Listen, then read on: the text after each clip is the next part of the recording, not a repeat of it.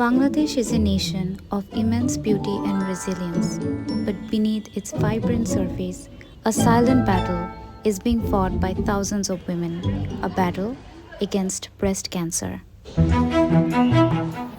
Today, we embark on a journey to understand this challenge firsthand. We spoke with Dr. Anwar Hussain, an oncologist at AMZ Hospital. Biopsy is a must. That is the gold standard. There is no alternative of biopsy. Okay? সেটা breast malignancy, breast cancer হোক, lung cancer হোক, colon cancer হোক, যেটাই হোক, gold standard biopsy. স্টেজের ব্যাপারটা হচ্ছে spread আর কোথাও ছড়িয়ে গেছে কিনা সেটা দেখার জন্য। ব্রেস্ট ক্যান্সার লাঙে ছড়াতে পারে, মনসে ছড়াতে পারে, বা অন্য কোথাও লিভারে ছড়াতে পারে। সো এইটা স্টেজিং ওয়ার্কআপ হচ্ছে ডিফারেন্ট থিং। তার জন্য আমরা পেট স্ক্যান করতে পারি, আইসোলেটেড সিটি স্ক্যান করতে পারে, এমআরআই ব্রেন করতে পারে, CT scan of whole abdomen, CT scan of chest, bone scan, অনেক কিছু করতে পারে। But for diagnosis of any malignancy gold standard হচ্ছে মাস্টার ক্যান্সার। অনেকগুলা রিস্ক ফ্যাক্টর আছে। ফ্যামিলি হিস্ট্রি, যাদের ফ্যামিলি হিস্ট্রি থাকবে, জেনেটিক মিউটেশন, ফ্যামিলি হিস্ট্রি এবং জেনেটিক মিউটেশন টু ইম্পর্টেন্ট। যাদের BRCA1-2 মিউটেশন থাকে, BRCA1, BRCA2 জেনেটিক মিউটেশন থাকে, তাদের একটা ব্রেস্ট ক্যান্সার হওয়ার চান্স বেশি থাকে এবং তাদের ওভারিয়ান ক্যান্সার হওয়ার চান্সও বেশি থাকে। আরও কিছু ইস্ট্রোজেন হরমোন, এটার এক্সপোজার যাদের বেশি থাকে, পার্টিকুলারলি আর্লি মিনার্কি, লেট মেনোপজ।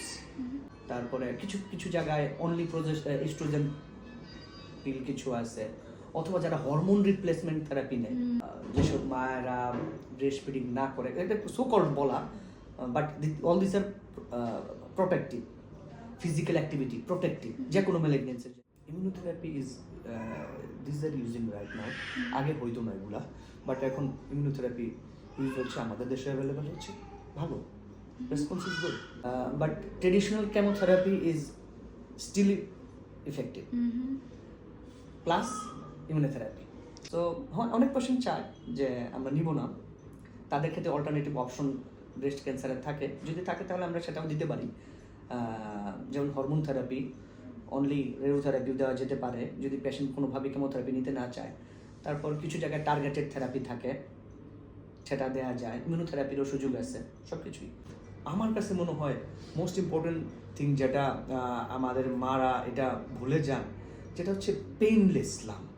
সবাই মনে করি আমরা যে ব্রেস্টে কোনো সমস্যা হচ্ছে বা শরীরে একটা চাকা হচ্ছে ব্যথা হবে, বাট পেইনলেস লাম্প হচ্ছে টু ইম্পর্টেন্ট, যেটা আমরা সবাই ইগনোর করি। ব্যথা নাই তার মানে এটা তেমন কোনো কিছু না, ইট ইজ নট ট্রু। ব্রেস্টের ক্ষেত্রে পেইনলেস লাম্পটাই হচ্ছে ভয়ঙ্কর। আর্লি স্টেজে যদি ব্রেস্ট ক্যান্সার ধরা পড়ে, it is totally curable, this is true.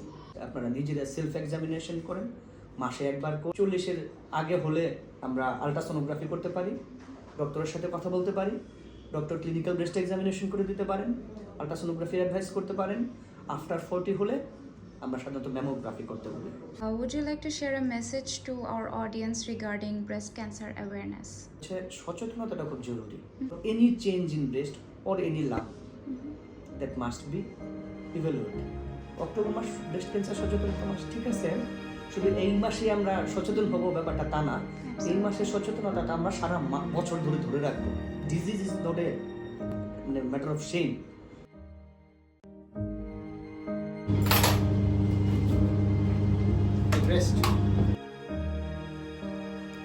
Early detection is our greatest defense, and it begins with awareness. First, diagnostic imaging. Tools like mammogram use X-rays to uncover abnormalities. This is often followed by an ultrasound or an MRI. But the final, definitive answer lies in the biopsy. 30 বছর, এটা হচ্ছে tumour 3.5 2.5 by 2 centimeter. The first line of treatment is often surgery, aiming to physically remove the tumor. Other therapies involve radiation therapy, chemotherapy, and targeted hormone therapies. Following the diagnosis, different biochemical and cellular tests are done in the labs, such as complete blood count, tumor marker tests, blood protein tests, genetic testing, and also different types of imaging scans like CT scan and PET scan.